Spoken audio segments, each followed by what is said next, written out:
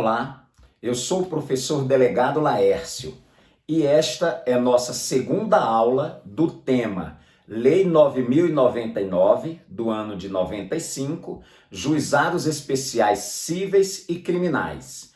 Não esquecendo que nós estamos bastante focados na preparação para o concurso da Polícia Civil do Distrito Federal, mas que o tema Lei 9.099 é cobrado com imensa frequência em diversos concursos públicos, principalmente os concursos para carreiras policiais e para as carreiras da Justiça, Tribunais de Justiça dos Estados, TRFs, enfim, Lei 9.099, Juizados Especiais, trata-se de uma norma que vale a pena você aprofundar o conhecimento, porque ao longo da sua vida de concurseiro, diversas vezes irão te cobrar conhecimentos a respeito desta norma.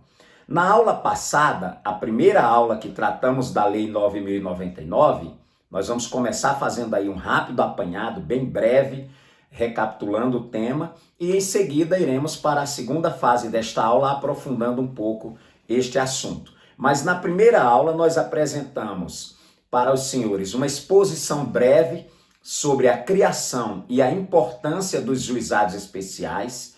Falamos sobre os chamados juizados de pequenas causas, que existiam antes da Lei 9.099.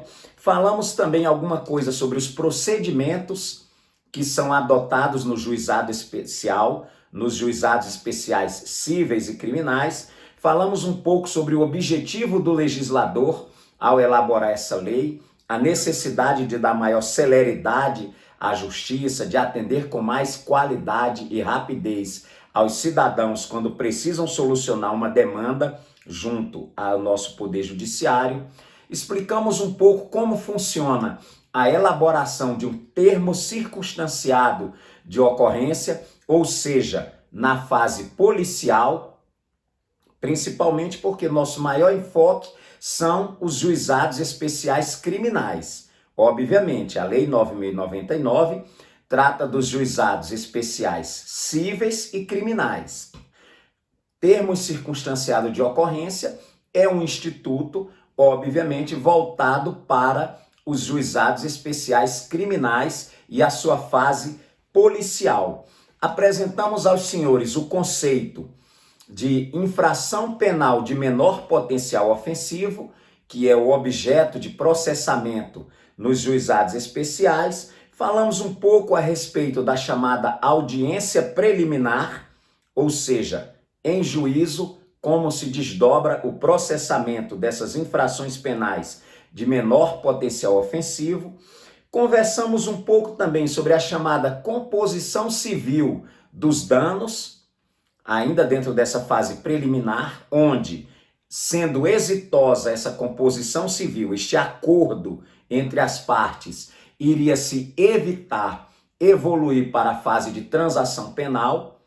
Explicamos um pouco acerca da transação penal como direito subjetivo da parte envolvida, entre aspas, do réu, ou seja, do autor do fato. Trata-se de um direito subjetivo, porque uma vez preenchidos os requisitos, as exigências da lei, não cabe ao Ministério Público decidir se oferece transação penal ou não. Por isso, direito público subjetivo da parte. Se estiverem presentes os requisitos para a proposição de transação penal, cabe manifestação do Ministério Público e, obviamente, ele terá que propor a transação penal para que a parte ré possa submeter-se, vindo a aceitar a transação penal, não seja necessário evoluir para uma fase de instrução, de processamento dentro do juizado especial. Ocorreu transação penal ali mesmo, a demanda é dada por encerrada, basta que a parte cumpra o que lhe cabe dentro do que foi proposto dentro da transação penal, né? Um tema que nós apresentamos para os senhores também, aqui dentro desse processo de fazer uma breve revisão do assunto, foi uma discussão dentro da doutrina e dentro da jurisprudência a respeito dos efeitos da sentença que homologa a transação penal. Vamos fazer um breve apanhado de como funciona a transação penal. Presentes os requisitos, objetivos e subjetivos, cabe ao Ministério Público oferecer à parte, ao autor do fato que está sendo ali tratado, a proposta de transação penal. Ele pode, por exemplo, o Ministério Público pode propor a essa parte que, para evitar o desdobramento da demanda no juizado especial criminal, o indivíduo submeta-se a uma pena não privativa de liberdade, chamada pena alternativa. Isso está dentro da ideia de transação penal. O nome transação já está deixando claro, um acordo ali, né? Um ajuste de condutas entre proposto pelo Ministério Público e aceito pelo autor do fato. E qual a natureza da sentença judicial que homologa essa transação penal? Cabe ao juiz, após ouvir o Ministério Público, após perceber a anuência da parte autora, proferir uma sentença homologando essa transação penal, afirmando que chegou-se a um acordo e que não haverá necessidade de maior desdobramento da demanda em juízo. Então, uma das características dessa sentença é que ela não gera reincidência. Não gera reincidência. Significando dizer que se por acaso amanhã ou depois esta mesma pessoa vier a envolver-se em uma demanda criminal, que aquele fato dele ter sido submetido à transação penal não irá gerar para ele a característica de réu reincidente, porque não gera reincidência penal. É como se você fosse, entre aspas, um réu primário diante da ocorrência de um novo fato envolvendo a mesma pessoa. Porém, esta sentença homologatória tem também a característica de impedir que a mesma pessoa, que o autor desse fato, venha a submeter-se à transação penal, a nova transação penal, no período de 5 anos. Então vejam, o juiz deu a sentença homologando a transação penal, ok? Ali encerrou-se a demanda, cabe ao autor do fato apenas cumprir aquilo que foi convencionado dentro da transação penal. A partir da data em que a justiça homologa essa transação penal por sentença, nos próximos 5 anos que se seguem, o autor do fato não poderá mais ser beneficiado com nenhuma forma de transação penal perante o juizado especial criminal. Então, se a pessoa vier a praticar um novo fato, dentro deste interstício de 5 anos, ele terá que ir passar esta fase, superar essa fase de transação penal e cair diretamente numa fase de processamento e julgamento perante o juizado especial criminal, sem direito à transação penal, ok? Procedimento sumaríssimo. Imaginemos que, por alguma razão, seja porque a parte não preenche os requisitos da lei, seja porque esta pessoa já submeteu-se, dentro do período dos 5 anos, à transação penal, ou seja, não houve transação penal nesta vez, nesta ocasião. Nós vamos passar direto para o procedimento sumaríssimo. O termo sumaríssimo, toda vez que você vê essa expressão sumário, sumaríssimo, em processo, significa um procedimento mais célere, menos burocrático. Então, procedimento sumaríssimo. Não houve transação penal, passamos direto para a denúncia oferecida pelo Ministério Público contra o autor do fato no juizado especial criminal. Esta denúncia pode se dar de forma oral. Óbvio que se o Ministério Público leva a denúncia já prontinha, redigida, tá ali, ele oferece a denúncia imediatamente depois de superada a fase fracassada de transação penal. Mas se o Ministério Público não tiver preparado essa peça de forma escrita, ele oferece oralmente a denúncia contra o autor do fato, ok? Neste exato momento, nesta exata fase do procedimento sumaríssimo, ocorre a citação do autor do fato. A pessoa é ali mesmo citado, toma ciência daquela acusação que pesa contra si e inicia-se a relação processual propriamente dita. Daí o juiz já passa para a fase de instrução e julgamento. E todos esses procedimentos no rito sumaríssimo podem se dar no mesmo feito, no mesmo momento. Instrução e julgamento condensados no mesmo momento processual, ok? Não esqueçam que a própria Lei 9.099 deixa claro que não é papel do juizado especial criminal julgar, ou seja, processar e julgar fatos complexos, de difícil elucidação, ok? Vamos dar um exemplo prático para que você entenda o que seria um fato complexo. Imagine uma briga de torcida de futebol em um estádio. 500 torcedores de um clube de um lado, 500 torcedores de outro clube do outro lado, se digladiando, resultando ali numa rixa ou em lesão corporal de natureza leve. Óbvio que o juizado especial criminal, diante dos princípios que nós já relatamos de celeridade, informalidade, oralidade, procedimento sumaríssimo, não teria condições de processar e julgar esta demanda. Trata-se de uma demanda de alta complexidade, envolvendo um número enorme de pessoas. Então, o razoável é que este fato seja enviado para uma das varas criminais, onde o procedimento será pautado pelo Código de Processo Penal num rito apropriado para a solução de conflitos um pouco mais complexos, ok? Então, fatos complexos não devem ser processados e julgados perante o juizado especial criminal. Audiência no rito sumaríssimo. Não houve composição civil de danos. Não foi possível celebrar uma transação penal. Antes mesmo que o juiz venha a receber a denúncia, deverá haver a chamada resposta prévia à acusação. Este é um ato processual característico do rito sumaríssimo e do juizado especial criminal.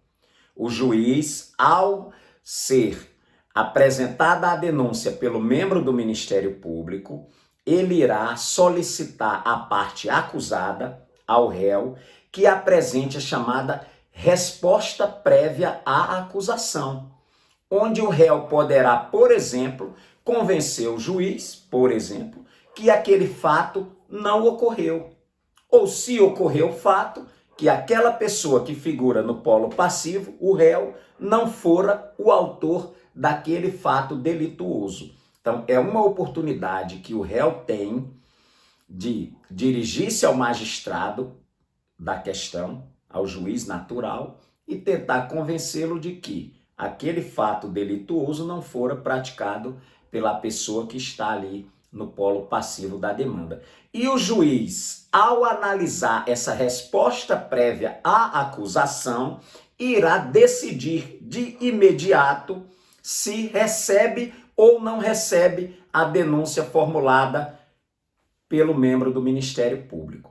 Após receber a defesa prévia, ele analisa rapidamente, ele faz uma análise superficial da denúncia proposta pelo Ministério Público e da defesa prévia apresentada pelo acusado. E ele toma a sua decisão. Se a decisão for por rejeitar a denúncia, ele vai dar um despacho nos autos, rejeitando a denúncia, e ali considera-se arquivada aquela demanda. Se ele, mesmo diante da resposta prévia, entender por dar seguimento àquela demanda, automaticamente também ele dará um despacho de recebimento da denúncia. Uma vez recebida a denúncia, temos um ato processual que poderá ser praticado naquele exato momento, que é a proposta de sursi processual, ok? Sursi. Vou explicar para os senhores rapidamente o que significa sursi. Existe o sursi penal e o sursi processual. Aqui para nós, que estamos estudando a Lei 9.099 e os juizados especiais criminais, nos interessa o sursi processual. Sursi quer dizer suspensão condicional do processo. onde o magistrado propõe ao réu, que agora já é réu, já que ele foi denunciado, já que o juiz recebeu a denúncia, a partir desse momento podemos considerar o autor do fato como réu em um processo. Então o juiz vai propor a ele, como forma de evitar o desdobramento do processo, o segmento do processamento do feito, o sursi processual. Em que consiste o sursi processual? É uma proposta feita pelo magistrado ao réu para que aquele processo fique suspenso durante um determinado período, que pode ser, por exemplo, de 2 anos, onde o réu vai se comprometer a não cometer um novo ilícito penal, será submetido a determinadas condições impostas pela lei e pelo magistrado, como, por exemplo, deixar de frequentar determinados lugares, deixar de exercer determinada atividade. Essas são as condições, por isso que o sursi quer dizer suspensão condicional do processo. Caso o juiz venha oferecer a proposta de sursis processual e o réu venha a aceitar essas condições, submeter-se ao sursis, ali mesmo paralisa-se a questão do desdobramento do processo. Tá? A parte vai assinar naturalmente as condições do sursi, dizendo que concorda com aqueles termos, o processo fica suspenso, ele vai cumprir aquelas condições, que pode inclusive ser prestar determinado serviço à coletividade, deixar de frequentar determinados lugares, o pagamento de um determinado ressarcimento de dano, são condições do sursis válido. E ele, uma vez cumpridas essas condições e transcorrido o período, o prazo do sursis, que como acabei de falar pode ser, por exemplo, de 2 anos, o processo é automaticamente extinto. Muito bem, imaginemos que o réu não aceitou, não quis, não teve interesse em submeter-se ao sursis processual. Automaticamente o juiz passa para a fase da instrução processual. E o que significa instruir um processo? Significa trazer para dentro dele todas as provas. Provas essas que podem ser apresentadas pela defesa ou pela acusação. E até mesmo provas produzidas pelo próprio juiz. O juiz também tem autonomia de produzir provas, meios de convencimento.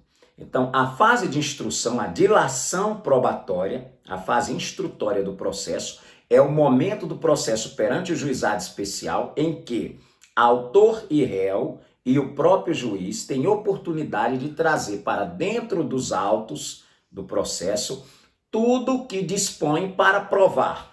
A acusação provar que o réu é culpado e a defesa demonstrar que é inocente diante daquela demanda, tá? A Lei 9.099 diz que no caso de prova testemunhal, nessa fase de instrução, nós vamos dividir a situação em pelo menos 2.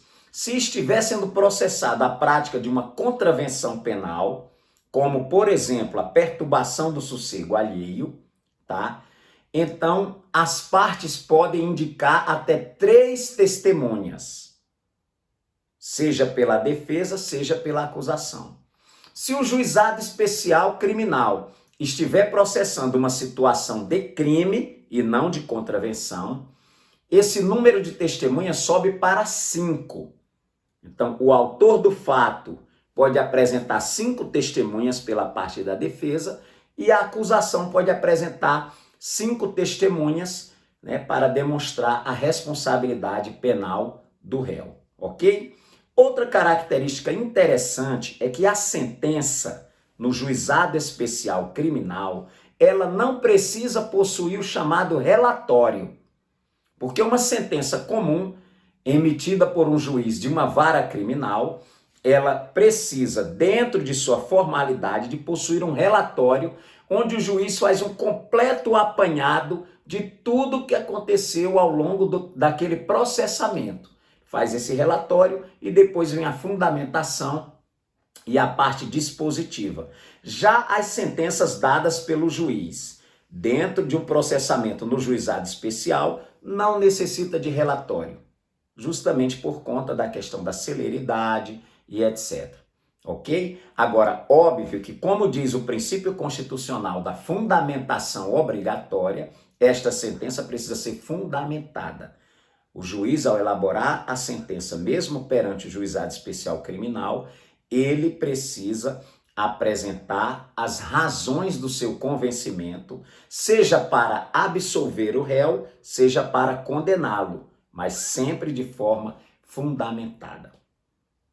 Uma outra questão muito frequente nos juizados especiais criminais é a questão de recurso. Nós vamos falar um pouco sobre esses recursos nos juizados especiais criminais.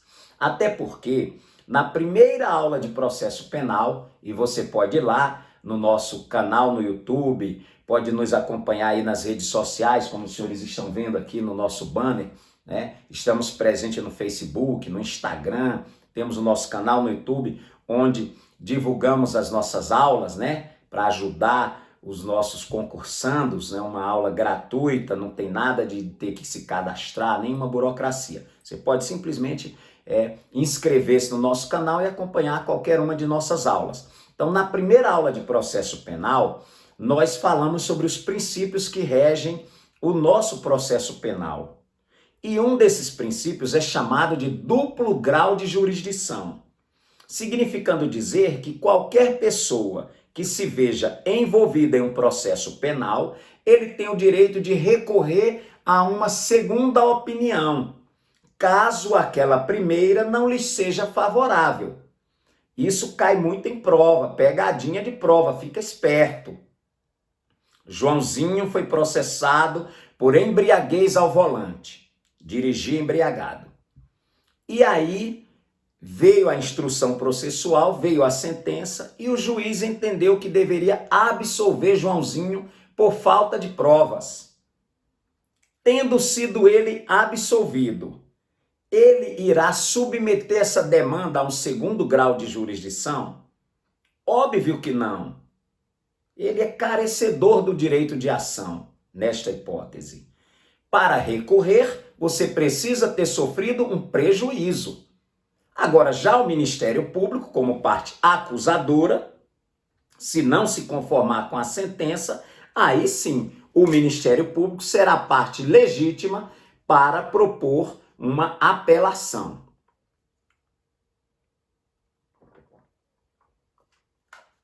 Então não esqueçam, para recorrer é preciso ter sofrido prejuízo, ter ficado insatisfeito. E quem foi absolvido está por demais satisfeito, não precisa recorrer, não deve recorrer, não pode recorrer. Ok? Então vamos falar um pouco sobre esses recursos junto aos juizados especiais criminais. O primeiro deles é a apelação. Saiu a sentença, te foi desfavorável, você vai apelar.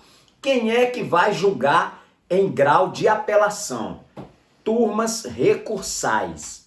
Já explicamos aqui em outra ocasião que perante os juizados especiais criminais atuam turmas recursais, formadas por juízes de primeiro grau de jurisdição, porém que naquele momento estarão julgando em grau de recurso, exercendo, entre aspas, um verdadeiro segundo grau de jurisdição, porque irão avaliar, são 3 magistrados que irão se reunir nessa turma recursal para avaliar a legitimidade ou não daquela sentença proferida pelo juiz de primeiro grau, titular do juizado especial criminal. Então a turma recursal irá fazer o reexame da demanda. E para que você, prejudicado, possa levar sua causa para o julgamento por esta turma recursal, você irá usar um recurso chamado apelação.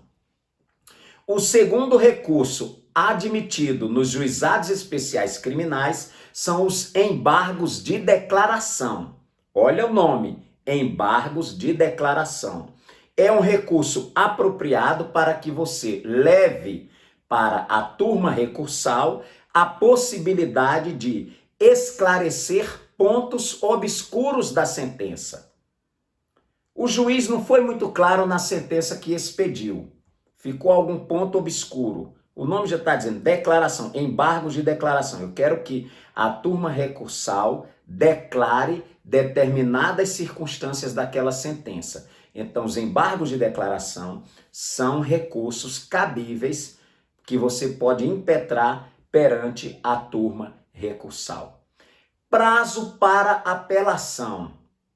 Saiu a sentença, publicou a sentença por parte do juiz lá do Juizado Especial Criminal, começa a contar o prazo de 10 dias para você apelar.